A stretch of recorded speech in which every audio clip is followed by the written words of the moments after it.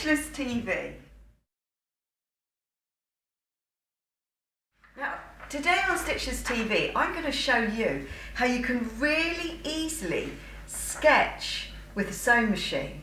All that you need to do this is a bit of iron-on interfacing to go on the back of your fabric or some other type of stabiliser, and then tapestry thread or embroidery thread. I think it's more like embroidery thread. Now what you do with that embroidery thread, you simply wind it on to your regular bobbin reels, just in the same way as you would shearing elastic. You can do it on your machine or you can just do it by hand. I did these by hand. And then put the bobbin into the bobbin case, just as you would normally. So that's how I would normally do mine. On the top of the machine, on the top spool, it's just regular sewing thread, nothing fancy. Now I can just bring up the bottom thread as I would normally. Look, I can just put it up just as I would normally. Now, if you were going to do this really properly, you probably should loosen that nut a little bit. But I found for what I'm doing today, it's absolutely fine to leave it on its regular tension, because that controls the tension. So we're just leaving it as regular tension. For the sketching that I'm doing today with the sewing machine, I've decided to do it onto the leftover bits of this man's shirt that I've already chopped up when I made this. Now when I do upcycle these men's shirts, before I do anything at all, I have to cut off this collar. So when I cut off the collar, I go as close as I can to that line, and then I just allow it to fray, because I kind of like the look of it. So just cut off your collar. That's the collar cut off, and it already looks so much better when you just do that. It's amazing.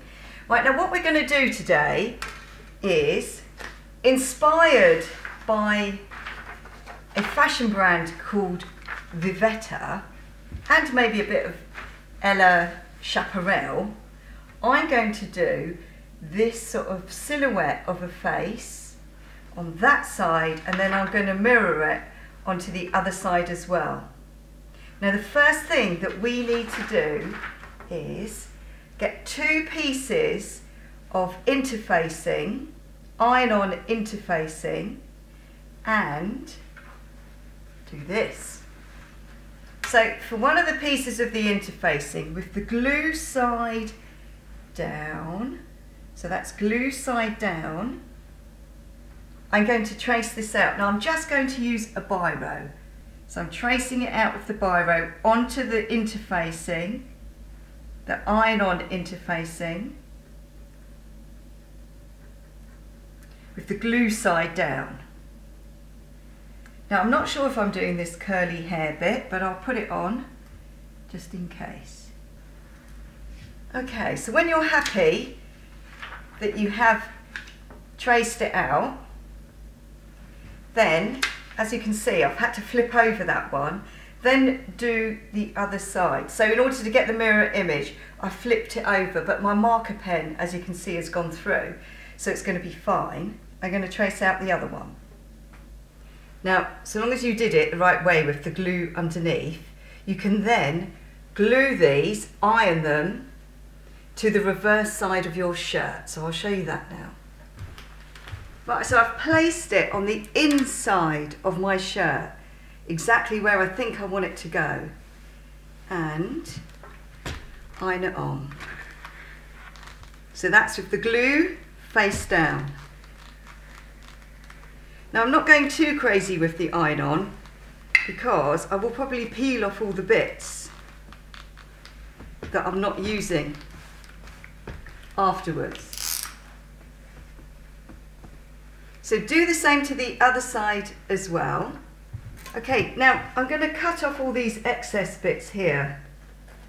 So I'll carefully cut those off, but I'll probably tear off a bit more of it afterwards. Right, it's really as simple as this. So you sew from the wrong side because you want the upper thread to be on the wrong side and you want your embroidery thread from your bobbin to end up being on the right side. I'm not even going to put the dog feed down, okay? Now if you're going to go crazy and do real fancy stuff, you might start to play around with your tensions and put your dog feed down, but just for this sort of thing it's fine. So I'm simply going to sew following my line, and I'm just going to take my time following the line the best I can.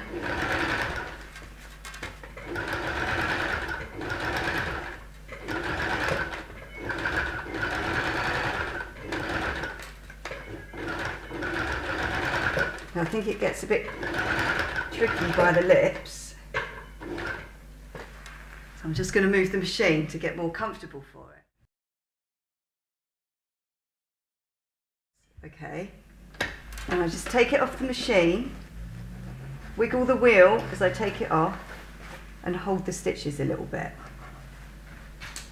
and then I'll cut off my loose threads.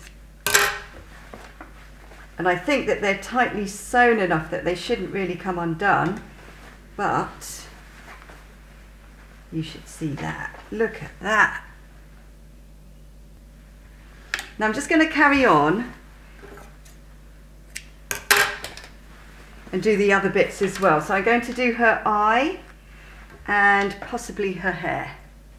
Okay, the eye, wow, that was a bit fiddly. I did it by going backwards and forwards. So I went across, cut off the threads, and then I went backwards and forwards along, backwards and forwards along. So I don't know what it's going to look like on the other side. Okay, that's really good. Look at that. Who'd have thought such a simple technique would give such an effective result? Well, that would take ages to do by hand. Now I have put some red onto a bobbin because I am thinking about just putting a tiny bit of red there by the lips to suggest lips, and also still undecided as to whether just put a little line of green on the eyelashes just to suggest eyeshadow. Now what is important is whatever colour thread, whatever colour tapestry thread or embroidery thread you have on the bottom, okay, so this thick stuff, have the same colour regular thread on as the top spool, because otherwise you see the zigzag of the top thread, but you might want that as a design feature. So if you don't, make them the same colour. Now you can use this technique obviously for all sorts of things. You could do sort of landscapes, scribbly portraits. I did try to do one of Shaz actually. But whatever you do, go on, share it with me on my Facebook page, because I do love to see your work on there. Or on Instagram actually.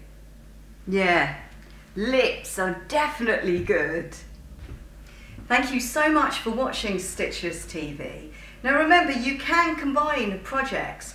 So you could do this upcycled ruffle top made out of 2 men's shirts and do a bit of the Vivetta Style silhouette portrait on the top part. Now I love it when you share the work that you do that you've seen from our sewing videos, so keep doing that. Also keep commenting if you've got any ideas of other ways in which I could use this technique. I'd love to hear about it. Also, when you comment, it's really good for my ratings. I get pushed up. Thank you so much for watching Stitchless TV, and see you again very soon. Don't forget to subscribe and click on that little bell if you want to receive notifications about our new videos, which come out about every Friday.